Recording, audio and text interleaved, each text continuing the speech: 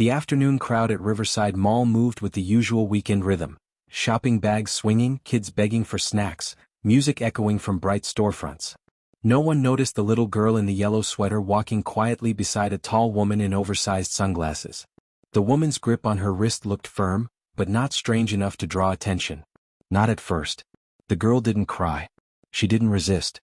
She didn't look around and wonder like most children did in places filled with toy stores and candy counters. She just walked with stiff, careful steps, her eyes fixed ahead like she was afraid to move them too much. That stillness was the first thing Officer Jenna Morales noticed. Jenna was working mall security detail with her K9 partner, Titan, a Belgian Malinois known for detecting threats others missed. Titan wasn't trained just for explosives or narcotics, he was trained in human behavior cues, especially distress. He could smell fear hormones and read body tension like a language. Titan slowed. His ears tilted forward. His nose lifted slightly into the air. Then he stopped walking altogether. Jenna felt the leash tighten.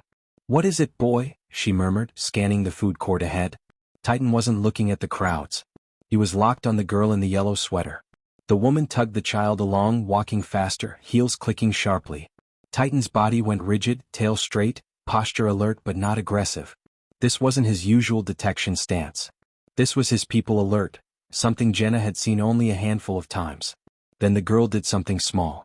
Something almost invisible. Her free hand lifted slightly behind the woman's back and tapped twice against her own shoulder, then once against her neck.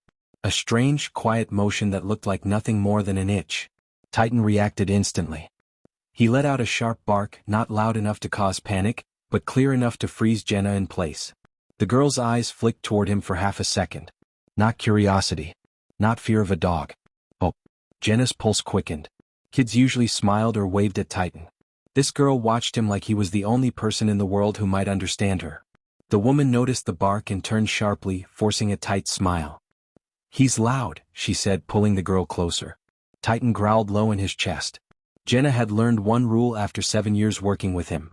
Titan never reacted like this without a reason. And right now, every instinct in his body was telling her that the quiet little girl in the yellow sweater wasn't safe at all. "Ma'am, could you stop for just a moment?" Jenna asked, stepping forward calmly, keeping her tone friendly but firm. The woman hesitated. Just for a fraction of a second. Then she smiled again too quickly. "We're actually late for a movie," she said, adjusting her sunglasses even though they were indoors. Her hand tightened on the girl's wrist. Titan stepped sideways, placing himself between them and the escalator. His body formed a barrier without Jenna giving a command. The girl didn't try to move away from the dog. She leaned slightly toward him. Jenna noticed details now that made her stomach tighten. The girl's sweater sleeves were too long, like they belonged to someone else. Her sneakers were dirty and untied. The woman's clothes, on the other hand, looked expensive and carefully styled. "Sweetheart, are you okay?" Jenna asked gently. Before the girl could answer, the woman cut in. "She's shy. She doesn't talk to strangers." Titan barked again, sharper this time. The girl flinched, not at the dog but at the woman's voice. Jenna crouched slightly to meet the girl's eyes. "You're not in trouble," she said softly. "You can tell me if you need help." The girl's lips parted but no sound came out. Her fingers twitched near her shoulder again, repeating that same odd tapping motion. Titan whined. "That was it." Jenna stood. "Ma'am, I need you both to come with me to the security office." The woman's smile vanished. "This is ridiculous. I'm her aunt." "Then this will be quick," Jenna replied. Inside the small security room, the atmosphere shifted. Without the noise of the mall, the girl's breathing sounded fast and shaky. Titan sat beside her, pressing gently against her leg. "Do you know this woman?" Jenna asked quietly. The woman spoke over her. "Of course she does." The girl shook her head. "Small, slow, but clear." Titan gave a low, steady growl that vibrated through the floor. Jenna felt cold all over. "Ma'am, sit down." The woman backed toward the door instead. That's when the girl finally whispered, barely audible. She said not to talk, or she'd take me somewhere bad. And suddenly, the mall security call had become something far more serious. Police arrived within minutes. The woman's story unraveled fast under questioning. She couldn't answer simple things: the girl's birthday, her school, even her last name. Meanwhile, Titan stayed glued to the child, who clutched his fur like a lifeline. When officers checked security cameras, the truth surfaced. The girl had entered the mall earlier holding hands with an older couple near the pharmacy entrance. The woman in sunglasses appeared minutes later, speaking to them briefly before guiding the child away while the couple searched a nearby kiosk. They reported her missing 20 minutes ago, an officer said quietly. The girl's name was Lily, and she had been taken in broad daylight.